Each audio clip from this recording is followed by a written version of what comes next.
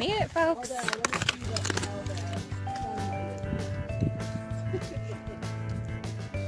Hi and welcome back to my YouTube channel. My name is Laura, if you do not already know me. I make YouTube videos while I'm out hiking for the most part. As you can see, I just summited Humphreys Peak, which is the highest peak in Arizona, and I kind of wanted to give a little bit of insight into doing that in the snow. So I'm here today. I'm going to show you some clips right now, so that you can see that I did it, but just a little bit while I was hiking and kind of what I was experiencing when I was there in the snow. So I'm going to do that, and then I'm going to come back here after. You'll see me again, and then I'm going to do a little bit more in depth what kind of gear I use, anything like. I am all set with my stuff. I'm always like more of an overpacker. If something potentially could go wrong on a trail, I have 2 sandwiches, kind of some protein bars, some beef jerky. I do have crampons, and I'll get into that a little later. I'll put a full list on everything that I kind of have in there, including my gear. And I'm kind of, yep, I am overpacked, but I'm ready for it.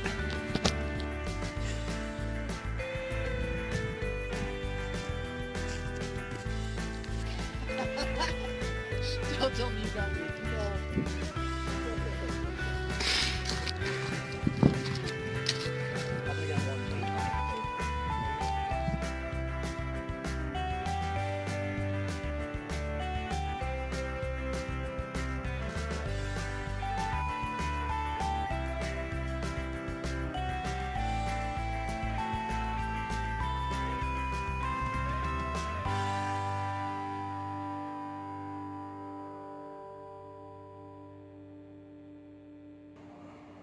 Awesome. So I hope you guys enjoyed some of those clips. I know I didn't get a crazy amount. It was pretty chilly just to constantly be bringing my phone out, but I had honestly a really wonderful time. I actually hiked it with 2 other people. A lot of times I'm solo hiking, but it was really great kind of to have numbers. I would have felt safe doing it by myself just because I am a solo hiker, but I was glad to have those people there.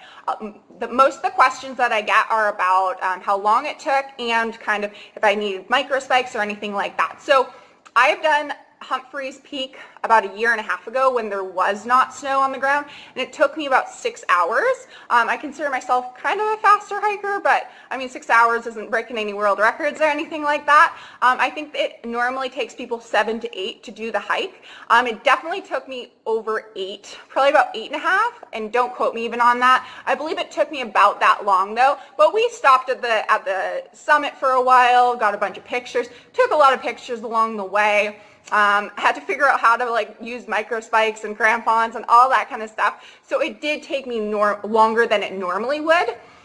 With that said, we started around, I'm going to go 6:30 to 7 in the morning. We camped kind of nearby. I camped in my car. I normally do that. I've got a super cross trek, and then kind of just hit the trail in the morning, and then kind of got down, I don't know, probably around 4, and then went and grabbed a bunch of nachos, to be honest. So anyways, it was a great day. A few things, I'm going to link in the comments below everything kind of that I used that I found a little bit more necessary. So you're welcome to, and I'm going to link it on Amazon just because who doesn't like Amazon? I try to shop on Amazon so that when people ask me what I was using in any specific situation, I can just kind of send that on that link. I also try never to go super expensive, but a few of them were, I always carry a headlamp with me just in my bag, I think, just in case you're ever to stay out there way too long. I did not use it in any way, shape, or form. It was totally really nice out by the time I went hiking, but I did have that in there. I think that that's always really important for a longer hike, especially because they're like, I think that one was honestly like $30, and it's a really great brand too, and I think it even has like a year warranty or something like that. Anyways, I did have crampons. I used crampons just because I already had crampons and I did not have micro spikes. Most people out there all did have micro spikes, and that's what they were using. I would definitely recommend when you're doing Humphreys Peak in the snow, and obviously right now it's May. There's still tons of snow up there. I mean, I don't even know. You really weren't seeing like the ground, and near the summit it would be like over your knees for sure. So that for sure. tons and tons of snacks and water. I think that's super, super important. I'm normally someone who makes like a lot of sandwiches and PB&J and protein bars, all those kind of things I think are super important. I was able to use my friend's fridge, so I had pre-made my sandwiches and brought them out there, but you know, you can always like grab a pre-made sandwich or anything like that. I'm trying to think what else. I did bring up like snow pants with me, but I did not have to use them. I had like a base layer, and then just normal spandex that I would hike in. I did have a down jacket that was North Face. It was the Aconcagua one.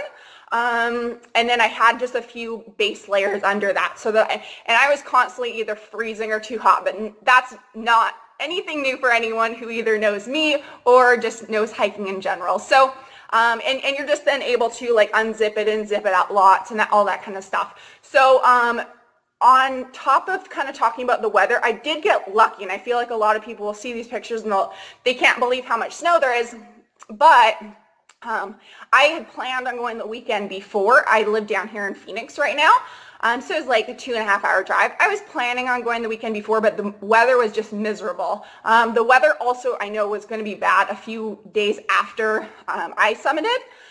So I would still, even when it's winter, when there's going to be snow, I still would definitely look at the weather forecast. There's quite a few people up there. A lot of people weren't able to summit, totally fine. And a lot of that has to do with acclimatization. I find myself fairly decent when it comes to being able to hike higher up places, but I know some people really struggle with them, and that really freaks them out, especially when they can't breathe quite as well. But anyways, I am doing Mount Whitney in under 2 weeks now, so that was a good kind of a bit of a test, kind of meets training, a little bit of everything like that. I also used my Osprey bag.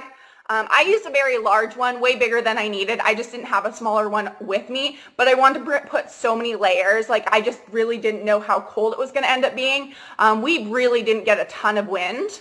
And then the last thing I had was a buff, and that, I think, like, you can, I sometimes will even use it just to flip up my hair, or like just keeping the sun off my neck or anything like that. But I did use it for a little bit more, probably like 40 minutes from the summit, just around my face, just because the wind started really coming at me for like probably like 25 minutes. But I really appreciated it in that moment, and I always would recommend, if you think you're going to hit some wind, having a buff. There, such little fabric can like change your day.